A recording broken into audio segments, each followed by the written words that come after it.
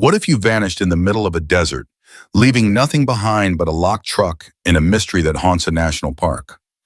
In Big Bend, a ranger's disappearance uncovers a betrayal so dark it's still whispered about in the ranger stations. The sun was bleeding into the horizon, painting the jagged cliffs of Big Bend National Park in hues of fire and shadow. On July 12, 2021, the vast Texas wilderness stretched out like a silent giant, its 800,000 acres swallowing sound and secrets alike. At the Santa Elena Ranger Station, the day was winding down. Radios crackled faintly, paperwork shuffled, and the evening shift prepared to take over. It was a routine as old as the park itself until a single absence shattered the calm. Senior Ranger Elias Kane, a 58-year-old veteran with 25 years of service, didn't check out. His truck, a dust-covered Ford F-150 issued by the National Park Service, wasn't in its usual spot. The radio he was supposed to carry, still docked, untouched, its green light glowing like a mocking eye. Elias was a fixture at Big Bend, a man who could navigate its brutal terrain blindfolded. He knew every canyon, every dry wash, every hidden trail snaking through the Chihuahuan Desert. A delay wasn't unusual. Rangers often got caught up helping hikers or scouting remote sectors. But leaving his radio behind? That was a violation of protocol so stark it sent a chill through the station. Imagine this. You're out there miles from help, with no way to call out in a place where cell service is a cruel joke. For Elias, a man who lived by the book, it was unthinkable. His supervisor, Ranger Carla Mendoza, tried his cell. Straight to voicemail. The desert's signal dead zones were notorious, but this felt wrong. Something was off, and the air in the station grew heavy with it. Carla's first move was to trace Elias's last known location. She pulled the duty logs, scanning for his assignments. Earlier that day, around 3 p.m., Ranger Tom Delaney, a newer recruit with a quick smile and a knack for paperwork, had spoken to Elias. Tom mentioned a report that came through dispatch, a hiker's tip about suspicious activity near the Boquillas Canyon overlook, a remote spot hugging the Rio Grande. It wasn't much, just a vague mention of odd lights flickering in the canyon the previous night. Elias, always ready to tie up loose ends, volunteered to check it out before signing off. It's probably nothing, he'd said, according to Tom, grabbing his hat and heading out. But Tom hesitated when pressed about the radio, admitting Elias seemed distracted, maybe in a hurry. He didn't even glance at the dock, Tom said, his voice tight. Just said he'd be back before dark. By 8 p.m., with the sun gone and the desert plunging into an inky blackness, worry turned to action. A patrol was dispatched to Boquillas Canyon, a treacherous 45-minute drive over unpaved roads that tested even the toughest vehicles. The August heat lingered, oppressive even at night, the air thick and unyielding. When the team reached the overlook, they found Elias's truck parked neatly off the trail, locked tight. Flashlights swept the area, cutting through the darkness. But there was nothing. No footprints, no gear, no signs of a struggle. Just the truck, silent and abandoned, like it had been waiting for its driver to return. The team called out Elias's name, their voices swallowed by the vastness of the canyon.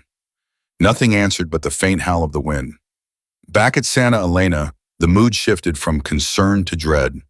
Elias's daughter, Rachel Kane, a 32-year-old paramedic from Alpine, Texas, was notified. She was on the phone within minutes, her voice steady but laced with fear. Dad would never leave his radio, she insisted. He drilled that into me since I was a kid. Always stay connected out there. Rachel shared a detail that made the investigators pause. Elias still carried an older model service revolver, a 6-shot Smith & Wesson he'd used since his early days. Most Rangers had switched to Glocks, but Elias, old school to his core, stuck with what he trusted. That revolver was now a key piece of the puzzle. A missing Ranger, armed, in one of the most remote corners of the country.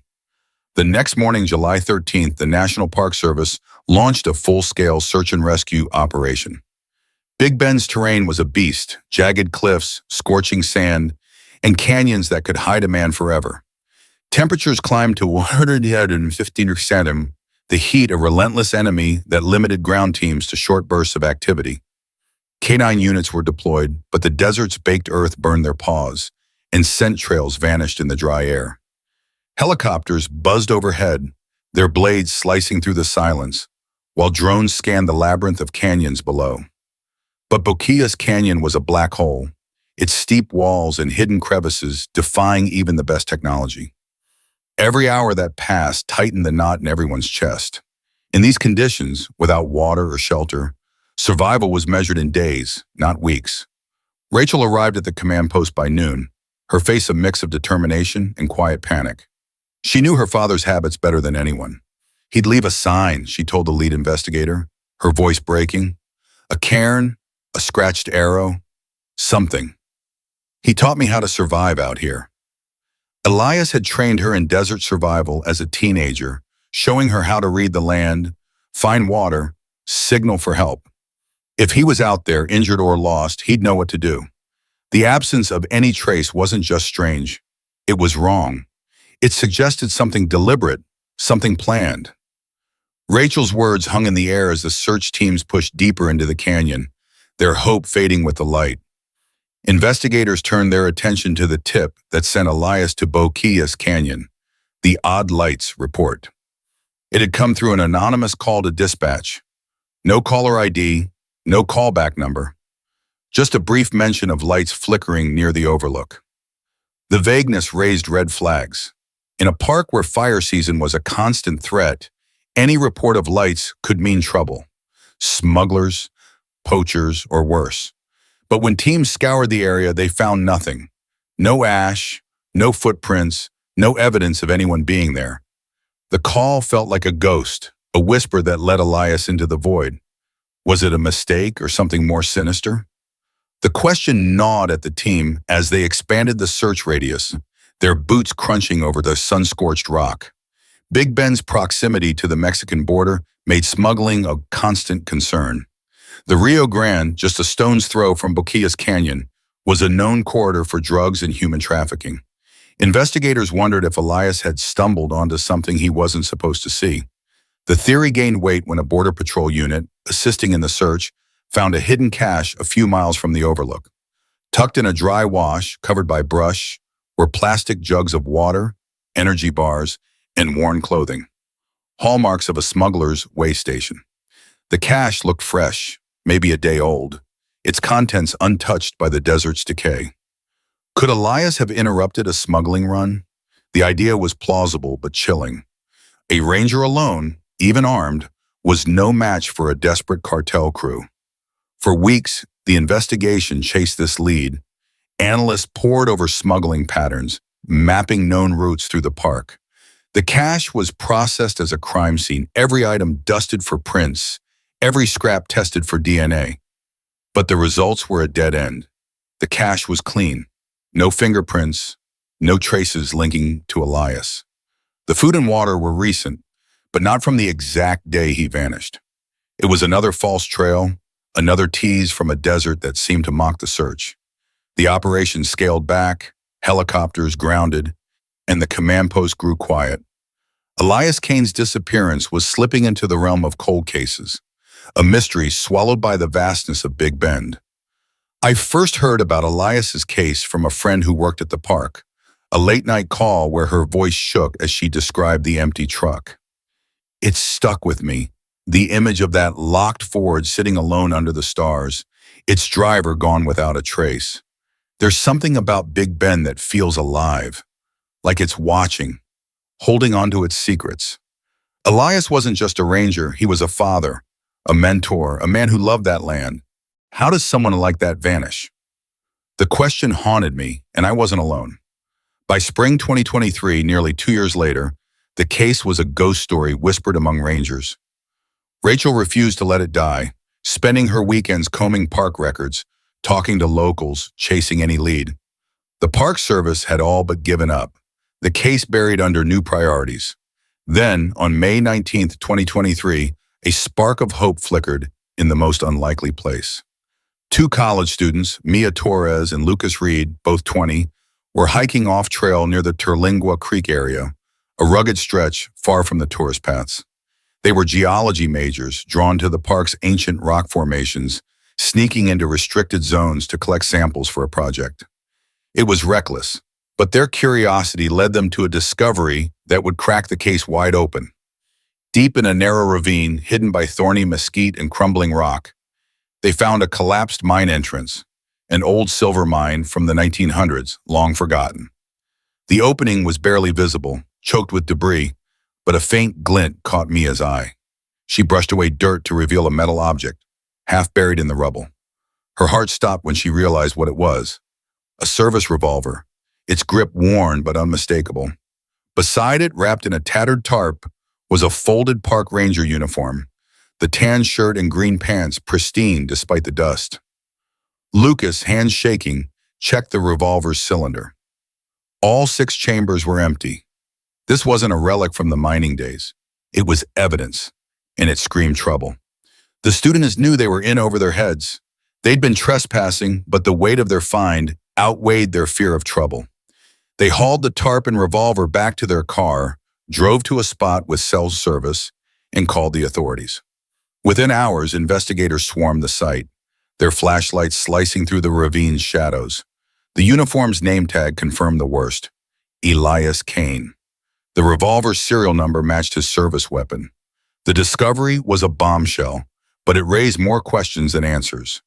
The mine was 25 miles from Boquillas Canyon, across terrain so brutal no one could cross it on foot without gear. Why was the uniform folded? Why was the gun empty? And where was Elias? The tarp and uniform were rushed to an FBI lab in El Paso. Forensic teams scoured every thread, every seam, looking for blood, DNA, anything to tell the story of Elias's final moments. The results were baffling.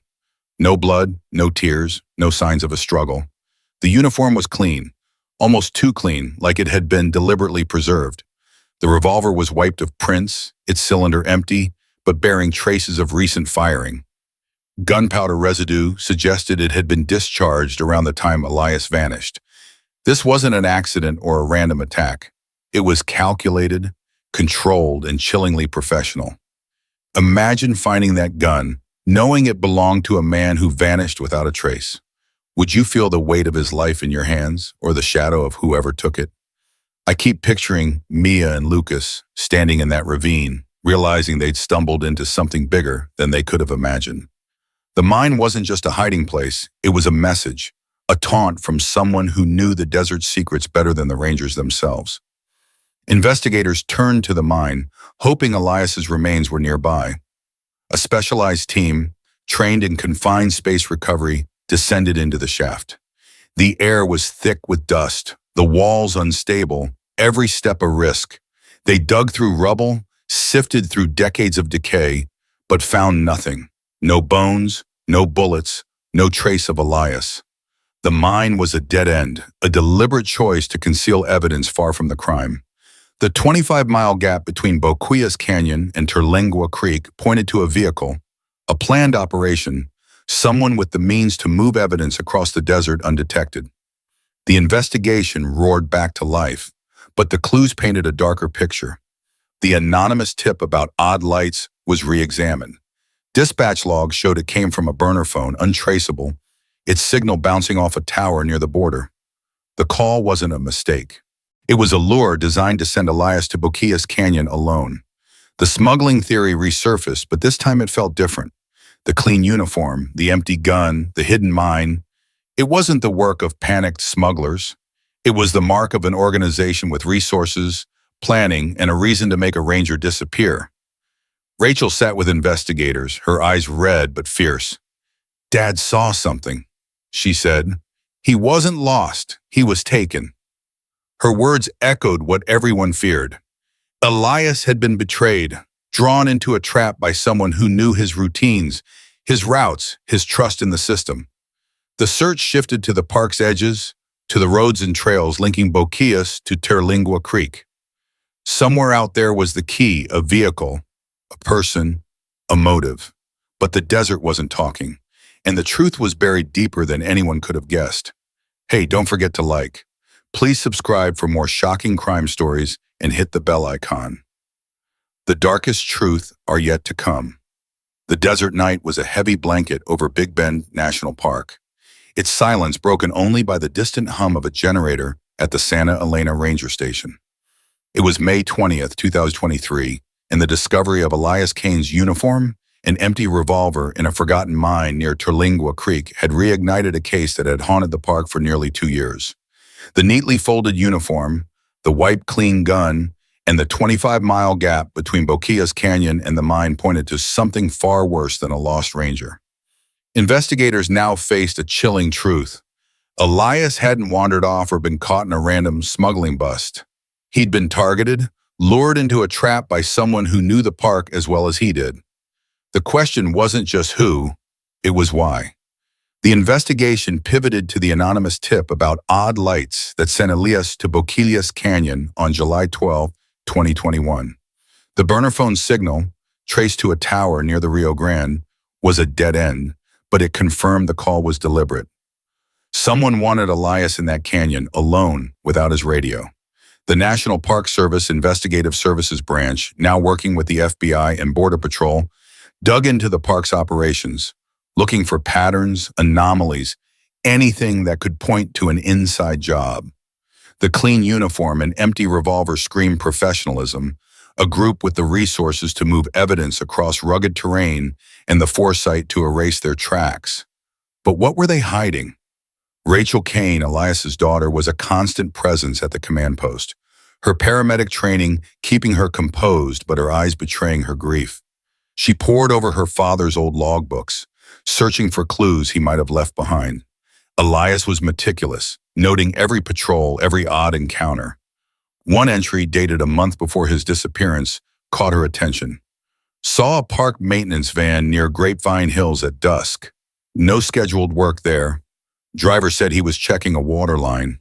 Felt off. Rachel flagged it for investigators. The van belonged to a local contractor, Desert Crest Services, which handled park maintenance like trail repairs and waste disposal. It was a small detail, but in a case with so few leads, it was a thread worth pulling.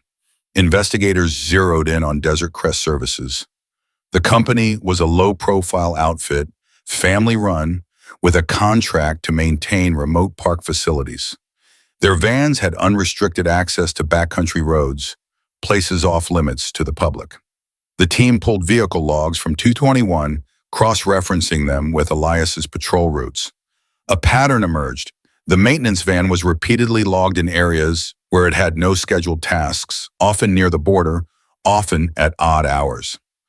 On the day Elias vanished, the van had been recorded entering the park at 6 a.m. and leaving late that evening, passing a way station on Highway 118. The way station data was a bombshell. The van was 200 pounds heavier leaving the park than when it entered. A maintenance van should have been lighter after dropping off supplies, not heavier.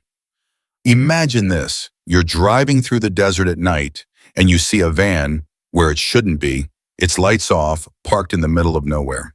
Would you stop to check or keep going, pretending you saw nothing? I think about that moment when Elias wrote about the van in his log.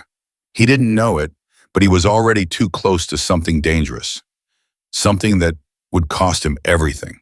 The investigation shifted gears, focusing on the van and Desert Crest Services.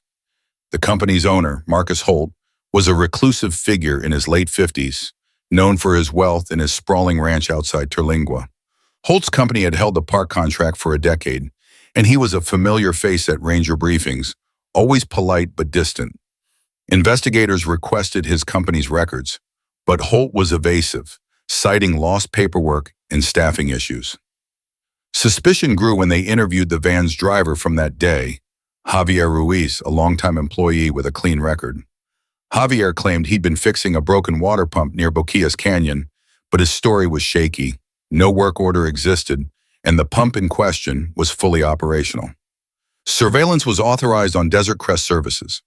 FBI agents, working with Border Patrol's elite BORTAC unit, tracked the company's vans over weeks. The vehicles followed predictable routes during the day, but at night they deviated, making unscheduled stops in remote areas near the border. One van was spotted lingering near a dry wash off Ross Maxwell's Scenic Drive, a spot known to smugglers. Drones captured grainy footage of figures unloading crates from the van under cover of darkness, their movements quick and practiced. The crates weren't maintenance supplies. They were too small, too carefully handled. Investigators suspected contraband, but the real question was whether this tied to Elias. The breakthrough came when analysts dug into cell phone data from the park's perimeter on the day of Elias's disappearance. A burner phone, active only that day, had pinged a tower near Bukias Canyon just before the odd lights tip was called in. The same phone had briefly connected to another number. One registered to a low-level Desert Crest employee, Sofia Delgado. Sofia, a 28-year-old dispatcher for the company, handled maintenance schedules and communicated with park staff. She was quiet, unassuming, but her phone records showed a flurry of calls to Javier Ruiz in the days leading up to July 12, 2021. When investigators pulled Sofia in for questioning, she cracked almost immediately. Under pressure, Sofia admitted she'd been paid to relay the fake tip about the lights. She didn't know who ordered it, just that the money, $5,000 in cash, was left in her car with a note instructing her to call dispatch. She swore she thought it was a prank, a way to mess with the Rangers, but her trembling hands told a different story. Sofia's confession pointed to a larger operation, one where Desert Crest wasn't just a maintenance company, it was a front. The van's weight discrepancy, the burner phone, the unscheduled stops, all signs of a sophisticated network using the park's vastness to hide their work. Investigators now suspected Desert Crest was running a human trafficking operation, using their vans to move people across the border undetected. The park's remote trails and lax oversight made it a perfect corridor. Elias, with his sharp eyes and relentless patrols, had likely seen something he shouldn't have. A van in the wrong place, a crate being moved, a face that didn't belong. The fake tip was no accident. It was a setup to silence him, but the uniform, the gun, why hide them so carefully 25 miles away? And where was Elias's body? The answers lay somewhere in the desert or in the hands of Marcus Holt. A multi-agency task force was assembled to raid Holt's ranch, a fortified compound nestled in a valley 20 miles from the park. The property was a maze of barbed wire, security cameras, and locked gates, accessible only by a winding dirt road. Surveillance showed vans entering and leaving at odd hours, their cargo hidden under tarps. Holt himself was rarely seen, his business handled by intermediaries like Javier. The raid was planned for June 10, 2023 at dawn, with FBI, DEA, and Texas Rangers ready to move. The goal was clear: find evidence linking Desert Crest to Elias's disappearance and dismantle the operation. The raid hit like a thunderstorm. Armored vehicles rolled up the dirt road, helicopters circling overhead. Tactical teams breached the gate, their shouts cutting through the pre-dawn quiet. Holt was found in his sprawling ranch house, calm but uncooperative, his lawyer already on speed dial. Javier Ruiz was arrested at his apartment in Terlingua, his face pale as agents cuffed him. The focus was the ranch's main barn, a steel-reinforced structure with heavy locks. Breaching it took explosives, and what they found inside stopped the team cold. The barn was a trafficking hub. Hidden compartments lined the walls, each holding cots, water bottles, and restraints. 7 people, 5 men, 2 women, all from Central America, were found locked in a soundproofed room, their faces gaunt with fear. Medical teams rushed in, offering water and blankets, while investigators cataloged the scene. The barn held fake Park Service uniforms, burner phones, and a cache of cash, $5,000 in small bills.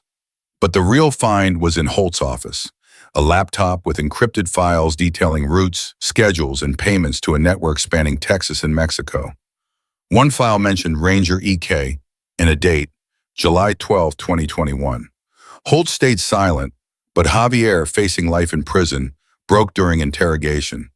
He confessed that Desert Crest had been trafficking migrants for years, using their park contract as cover. The van's hidden compartments could hold up to 10 people, smuggled past checkpoints under the guise of maintenance runs. Elias had been a problem. His patrols were too thorough, his notes too detailed. Javier admitted that Sofia's tip was ordered by Holt to lure Elias to Bukias Canyon, where a crew was moving migrants that day.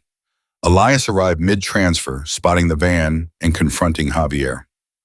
Outnumbered, he was overpowered before he could draw his revolver. They stripped his uniform, checked for trackers, and forced him into the van with the migrants. Javier's voice shook as he described what happened next. The van drove to Holt's ranch, where Elias was held in the barn. Holt himself gave the order. Elias couldn't be released. He was a federal officer, a witness who'd seen too much. Javier didn't pull the trigger. He swore that was someone else, someone higher up in the network. But he admitted to driving Elias's body to a remote corner of the ranch. The uniform and gun were hidden later in the Terlingua mine to throw off investigators. The revolver was emptied into a canyon wall miles away, a calculated move to erase ballistic evidence. The weight discrepancy at the weigh station? That was Elias, the migrants, in their fear packed into the van. Guided by Javier's confession, investigators searched the ranch's northwest corner. After days of digging under the blistering sun, they found remains buried in a shallow grave. Dental records confirmed it was Elias Kane. The cause of death was a single gunshot to the head, the bullet unrecoverable. Rachel collapsed when she heard, her strength finally breaking. The Park Service mourned, but the betrayal cut deeper. Sofia Delgado, the dispatcher, was one of their own, someone who'd shared coffee with Elias, laughed at his stories.